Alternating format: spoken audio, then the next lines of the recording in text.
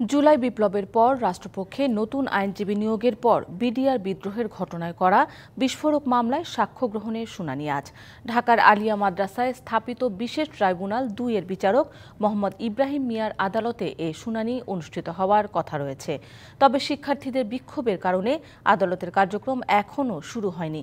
এ মামলায় আসামিপক্ষের আইনজীবী আমিনুল ইসলাম জানিয়েছেন, আদালতে আজ সাক্ষ্য গ্রহণের দিন ধার্য রয়েছে। বহুল আলোচিত বিডিআর বিদ্রোহের ঘটনায় ২০১০ সালের ২৭শে জুলাই বিস্ফোরক আইনের মামলায় অভিযোগপত্র দাখিল করে সিআইডি। তবে প্রায় ১৫ বছর পেরিয়ে গেলেও শেষ হয়নি বিচার। এখনও চলছে মামলাটির সাক্ষ্য গ্রহণ। চাঞ্চল্যকর এই মামলার ১,১৬৪ সাক্ষীর মধ্যে ১৫ বছরে সাক্ষ্য দিয়েছেন মাত্র ২৭৩ জন।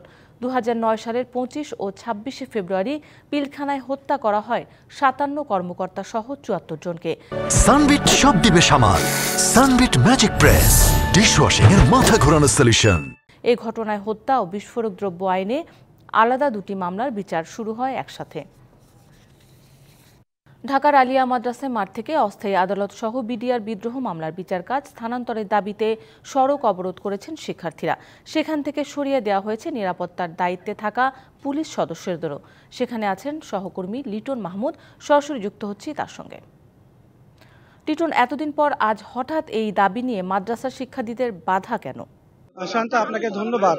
যেমনটি বলছিলেন, ঢাকার আলিয়া মাদ্রাসায় অবস্থিত অস্থায়ী যে আদালত, যেখানে বিশেষ ট্রাইব্যুনাল ২ বসিয়ে বিডিআর বিদ্রোহের ঘটনায় করা যে বিস্ফোরক মামলাটি, সেটি কার্যক্রম চলছিল। আপনি জানেন যে জুলাই বিপ্লবের পর পরিবর্তিত পরিস্থিতির কারণে নতুন করে রাষ্ট্রপক্ষের যারা আইনজীবী রয়েছেন তাদের নিয়োগ যদি কিছুটা বিলম্বিত হয়, মাঝপথে এই যে বিচারিক প্রক্রিয়া সেটি কয়েকটি গিয়ে যে তারিখ সেটি কিন্তু পিছিয়ে যায়। এরপর আজ কিন্তু এখানে সকালে যে আদালত অস্থায়ী সেটি কিন্তু বলবার কথা রয়েছিল। তবে হঠাৎ করেই আলিয়া মাদ্রাসা যারা শিক্ষার্থী রয়েছেন তাদের দাবির মুখে কিন্তু এই যে বিচার প্রক্রিয়াটি সেটি কিন্তু এখন পর্যন্ত বন্ধ রয়েছে। তারা দাবি জানাচ্ছেন এখান থেকে তাদের মাঠকে ছেড়ে দিতে হবে এবং এই বিচার প্রক্রিয়াটি, এই অস্থায়ী যে আদালতটি সেটি এখান থেকে সরিয়ে নিতে হবে।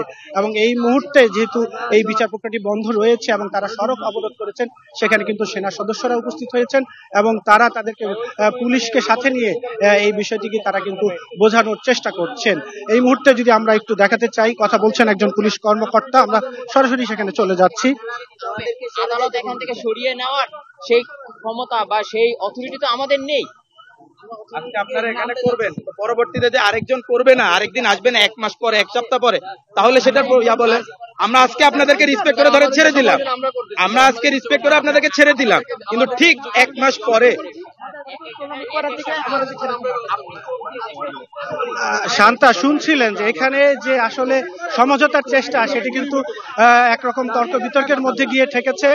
উভয় পক্ষকে আসলে এই যে দাবি এবং গিয়ে ছেড়ে দেওয়ার বিষয়টি নিয়ে আলোচনা করছেন, সেটি কিন্তু এখন পর্যন্ত চলছে। কখন আসলে শিক্ষার্থী যারা রয়েছেন এই মাদ্রাসায় তারা এই বিষয়টি মেনে নেবেন সেটি বলা যাচ্ছে না, এবং গিয়ে বিচারিক যে প্রক্রিয়াটি আসলে কখন শুরু হবে সেটিও নিশ্চিত করা যাচ্ছে না। তো সব মিলিয়ে আমরা অপেক্ষা করছি। বিচার প্রক্রিয়া শুরু হওয়া মাত্র আপনার মাধ্যমে আমরা দর্শকদের জানিয়ে দিতে পারবো। শান্তা। লিটন, আপনাকে ধন্যবাদ।